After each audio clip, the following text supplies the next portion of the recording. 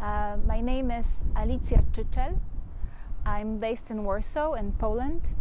I'm choreographer and dancer, and I work with dance improvisation, sound, art, and site-specific approach to movement.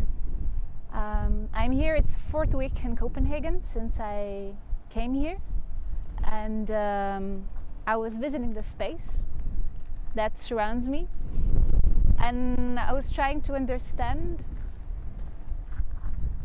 what are the parts of the landscape that I can work with, what are the elements I can include in my artistic research. And I was working a lot outside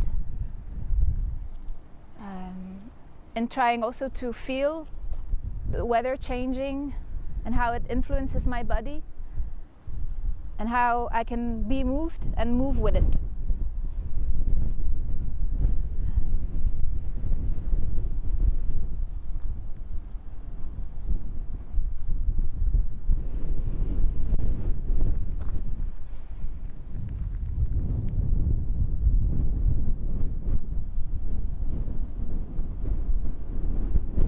I was also observing how the sound I'm producing in a space is moving.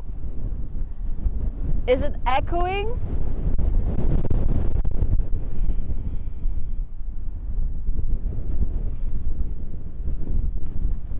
How I can incorporate different sounds in what I'm doing. How I can make sounds with what is already there.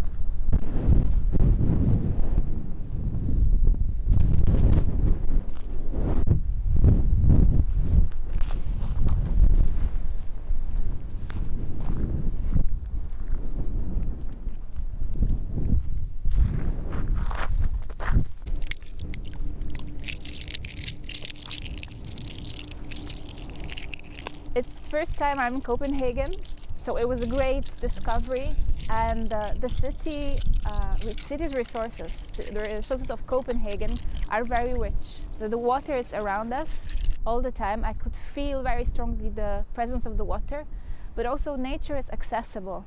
It's like in different parts there's always a green area that it's present and that it's for the use, for citizens. So I was cycling around the city because it's quite marvelous how the Copenhagen is accessible on bike.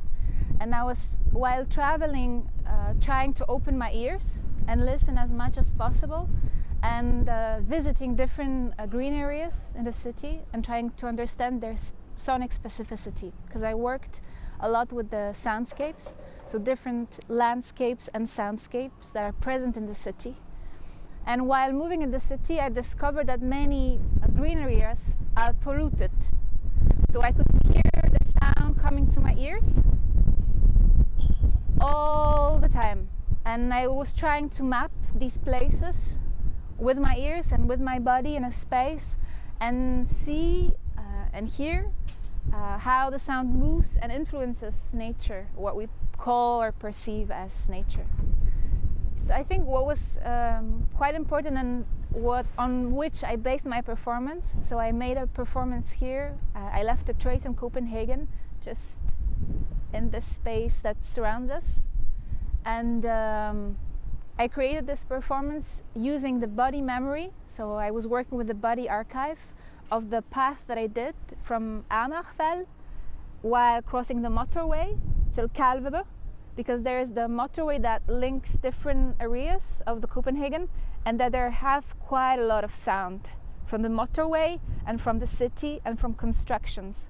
So I was trying to be in the nature, but also to perceive how the sound from the outside is entering the green areas and how animals are responding to that. It was really rich to be here also with interdisciplinary team of different artists having different approaches and being constantly challenged and interested by different ways of working and perceiving a landscape. Maybe for somebody it's me, the landscape, for somebody else it's what is behind, for someone else it's this car passing. Like, all the things are maybe part of what we're doing, and while being here and sharing the interest, I could be really feeling that my attention is moving and that it's enriching what I'm doing as an artist, and I keep it with myself and I go with it to Warsaw, back to my future projects. So I think what I've discovered, and I still think it's a big challenge for me, was that I redefined the notion of site-specificness.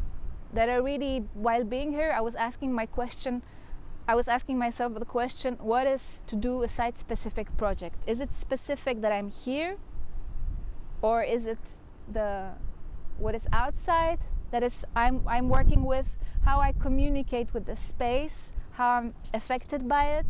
And because I move and I dance and I create dances and I work with improvisation, I was trying to understand, where is the site actually? Where is it inward? Is it outside? And how I can be moved by it and co-create this environment. On two levels, I feel that it's quite important to work with a site-specific approach. First of all, because then you're asking yourself, what is here? What are the resources around?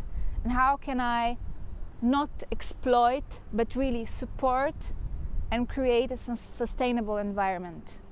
And that is, I think it's very important in times of climate change and global warming, that I don't produce big spectacles that are maybe different forms, different hybrid forms, or different approaches to also lean or be with what is already existing, and trying to understand different dynamics that might not be human or might not be plastic scenography, but rather just the wind that goes and creates certain movement that I can be with, or the cold, the wet, like all these elements, how can I incorporate them in what I'm doing?